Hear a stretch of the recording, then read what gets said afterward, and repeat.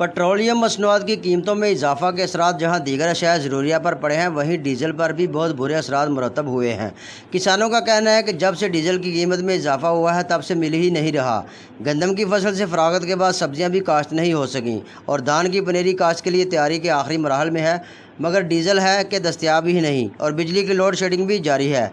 इसके अलावा किसान का दारोमदार नहरों के पानी पर होता है, मगर नहरों में भी पानी बहुत कम है, जबकि नहर MR लिंक भी ताहाल बंद पड़ी है।